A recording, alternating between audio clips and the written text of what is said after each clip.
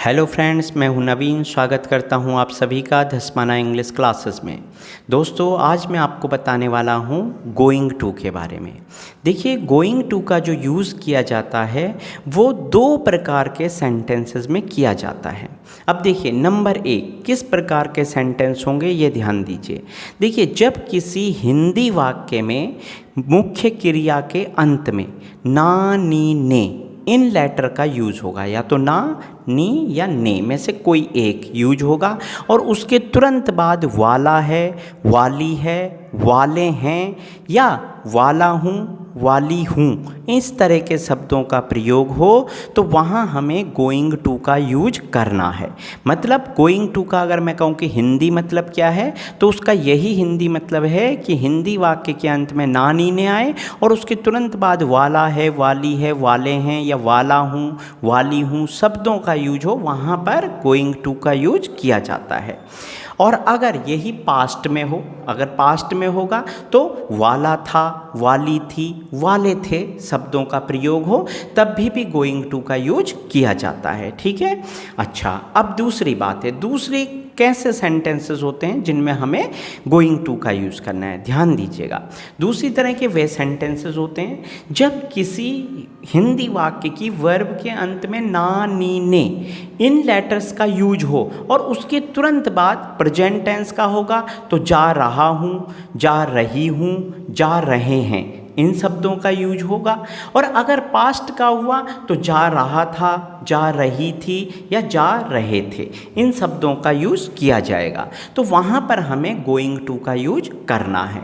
अब इसमें हमें देखना है कि रूल हमें क्या फॉलो करना है। तो दोस्तों ध्यान दीजिए, इसमें जो हम रूल फॉलो करेंगे तो सबसे पहले हम सब्जेक्ट लगाएंगे, उसके बाद हम बी। अब यहाँ बी का मतलब समझना है आपको। बी का मतलब है, अगर वाक्य प्रेजेंट टेंस का है तो इज, एम, आर का यूज होगा। ध्यान दीजिए, बी का मतलब बता रहा हूँ आपको।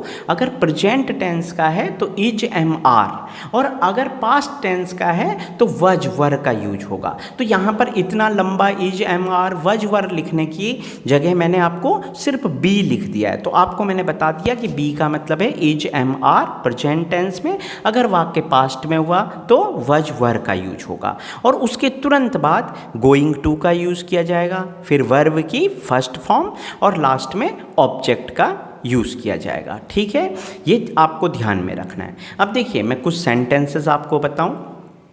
तो पहला सेंटेंस है, बड़ी खुशी की बात है हम यह मैच जीतने वाले हैं। बड़े खुशी की बात है कि हम यह मैच जीतने वाले हैं। अब देखिए, इसमें हमने देखा कि जीतने क्रिया क्या है, जीतने, तो ना पर एक ही मात्रा आ गई, जीतने आ गया, और उसके बाद वाले हैं, इस तरह के शब्दों का यूज हुआ, तो हम समझ जाते हैं कि यहाँ पर गोइंग टू का यूज होगा। इसी वाक्य को हम दूसरी तरीके से भी बोल सकते थे। इस वाक्य को इस तरीके से भी कहा जा सकता था कि बड़ी खुशी की बात है हम यह मैच जीतने जा रहे हैं। अगर इस तरह भी वाक्य होगा तो दोनों की इंग्लिश सेम बनेगी। ठीक है। अब इंग्लिश कैसे बनेगी देखिए, सबसे पहले बड़ी खुशी की बात है तो it is matter of pleasure, it is matter of pleasure.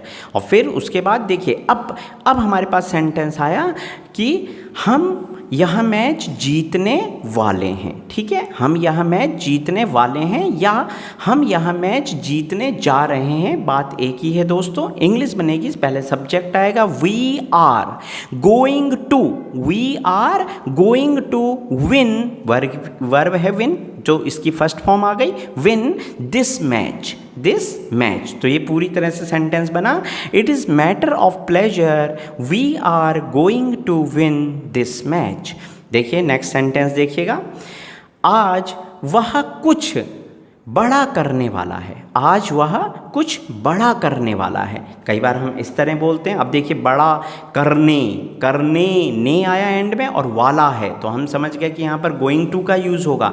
इस सेंटेंस को दूसरी तरीके से भी बोला जा सकता है कि आज वह बड़ा करने जा रहा है, आज वह कुछ बड़ा करने जा रहा है। समझ रहे हैं? तो देखिए, इसकी इंग्लिश भी सेम बनेगी। पहले वही हमारे पास टुडे, हम सब समय को आगे पीछे कहीं भी लगा सकते हैं, तो टुडे हमने लगा लगाया today he is going to do something big, he is going to do something big.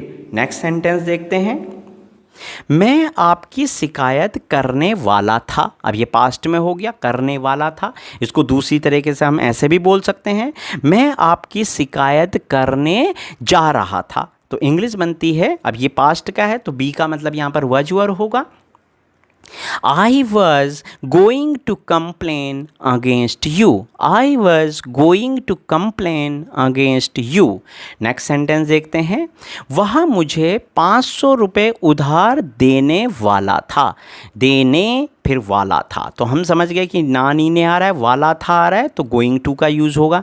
दूसरी तरीके से भी इस सेंटेंस को बोल सकते हैं कि मीन्स वह मुझे 500 रुपये उधार देने जा रहा था। तो दोनों की इंग्लिश सेम बनती है क्योंकि एक ही इनका फॉर्मूला है, एक ही रूल है। तो देखिए इंग्लिश कैसे बनेगी, he was going to land me 500 rupees. He is going to land me. Land me का मतलब है उधार देना, मुझे उधार देना। लैंड माने उधार देना। देखिए नेक्स्ट सेंटेंस है, सूरज डूबने वाला है या सूरज डूबने जा रहा है। दोनों वाक्यों की इंग्लिश एक जैसे बनेगी। अब देखिए इंग्लिश बनेगी, the sun is going to set. The sun is going to set. ठीक है। नेक्स्ट सेंटेंस है, मैं धूम्रपान छोड़ने वाला हूँ। मैं धूम्रपान छोड़ने वाला हूँ, या इस तरह भी हो सकता है कि मैं धूम्रपान छोड़ने जा रहा हूँ। तो I am going to give up. Give up माने छोड़ना, गिव अप स्मोकिंग। ठीक, तो इस तरह से ये जो हैं गोइंग टू के पॉजिटिव सेंटेंसेस से जो मैंने अभी आपको बताए। अब मैं आपको गोइंग टू के इंट्रोगेटिव सेंटेंसेस बताता हूँ। तो सबसे पहले मैं ये बताऊं आपको कि इंट्रोगेटिव सेंटेंसेस दो तरह के होते हैं। एक तो वो सेंटेंसेस जिनके शुरू में क्या आया हो, ठीक है, क्या से प्रश्न पूछा गया हो, और एक वे सेंटेंसेस जिसमें किसी प्रश्नवाचक शब्द से, किसी क्वेश्चन वर्ड से जो है प्रश्न पूछा गया हो। जैसे कि आप प्रश्नवाचक शब्द जैसे कब, कैसे, कहाँ, कौन, क्यों, इन शब्दों से पूछा गया हो तो इनके लिए अलग फॉर्मूला यूज़ होगा। तो आप फॉर्मूले पर ध्यान दीजिए। अगर क्या से वाक्य की शुरुआत होगी तो सबसे पहले बी का यूज़ किया जाएगा। बी का मतलब आप जानते ही हैं, इज एम आर या वज वर। ठीक है, उसके बाद सब्जेक्ट, फिर गोइंग टू वर्ब की फर्स्ट फॉर्म, और लास्ट में ऑब्जेक्ट का यूज़ किया जाएगा। इसी तरह से अगर किसी प्रश्नवाचक शब्द से प्रश्न पूछा जाए तो सबसे पहले क्वेश्चन वर्ड की इंग्लिश, फिर बी मतलब इज एम आर या वज वर, फिर सब्जेक्ट, फिर गोइंग टू वर्ब की फर्स्ट फॉर्म, और लास्ट में ऑब्जेक्ट का यूज़ किया जाएगा। तो इस तरह के ये सेंटेंसेस बनेंगे। अब देखिए एग्जाम्पल देखते हैं, क्या आप मुझे सज़ा देने वाले हो। क्या आप मुझे सज़ा देने वाले हो, और क्या शुरू में आया है। इसी को दूसरी तरीके से हम ऐसे भी बोल सकते हैं, क्या आप मुझे सज़ा देने जा रहे हो। सज़ा देने फिर जा रहे हो, तो ना नीने और उसके बाद जा रहे हो तो गोइंग टू का यूज़ होगा। अब क्या शुरू में आया है मित्रों, तो यहाँ पर इज एम आर, क्योंकि ये प्रेजेंट टेंस में, तो इज एम आर में से कोई एक, तो हमें पता है कि इज कहाँ यूज़ होगा, सिंगुलर के साथ, और आर प्लूरल, तो यहाँ यू है, यू के साथ आर यूज़ होता है। तो इंग्लिश बनेगी, are you going to punish me. Are you going to punish me. अब इसी सेंटेंस को मैं दूसरी तरीके से बोलता हूँ, आप मुझे सज़ा कब देने वाले हो। आप मुझे सज़ा कब देने वाले हो। अब यहाँ पर देखो प्रश्न पूछा कब देने वाले हो, ठीक है, और फिर देने वर्ब है, देने का काम हो रहा है, फिर वाले हो, तो हम समझ गए कि सज़ा देना ये वर्ब है, और वाले हो तो यहाँ मीन्स गोइंग टू का यूज़ होगा। इसी को हम दूसरी तरीके से भी बोल सकते हैं, आप मुझे सज़ा कब देने जा रहे हो। तो दोनों की इंग्लिश सेम बनेगी। इंग्लिश बनेगी, सबसे पहले क्वेश्चन वर्ड आएगा, तो देखिए प्रश्न किस शब्द से पूछा, कब से, तो व्हेन सबसे पहले आएगा, व्हेन, फिर बी का मतलब है इज एम आर या वज वर, तो ये प्रेजेंट टेंस है तो इसीलिए इसमें आर का यूज होगा। तो when are you going to punish me. When are you going to punish me. Next sentence है, क्या वह हमारी समस्या दूर करने वाला था। क्या वह हमारी समस्या दूर करने वाला था।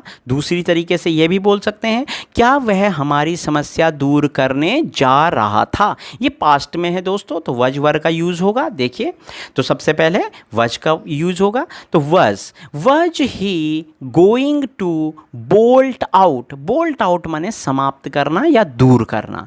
Bolt out our problem. ठीक है, अब देखिए नेक्स्ट सेंटेंस है, वह हमारी समस्या क्यों दूर करने वाला था। अब यहाँ देखिए क्यों शब्द, क्वेश्चन वर्ड क्यों आ गया, तो हमें सबसे पहले क्यों की इंग्लिश लिखनी होगी। इसको दूसरी तरीके से भी हम हिंदी में बोल सकते हैं कि वह हमारी समस्या क्यों दूर करने जा रहा था। तो बात एक ही है दोस्तों, देखिएगा, why was he going to bolt out. Bolt out माने दूर करना या समाप्त करना।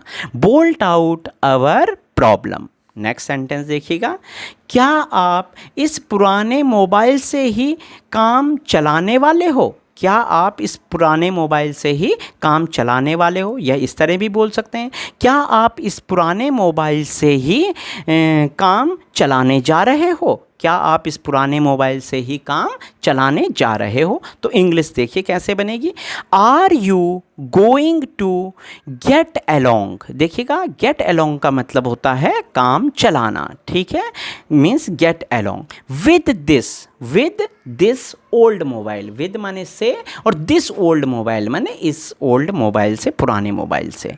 अच्छा, नेक्स्ट एक एग्जाम्पल और देखते हैं। देखिए दोस्तों, सीबीआई इस केस की जांच कब करने वाली है। सीबीआई इस केस की जांच कब करने वाली है। अब कब, क्वेश्चन वर्ड है कब, तो कब की इंग्लिश पहले आएगी।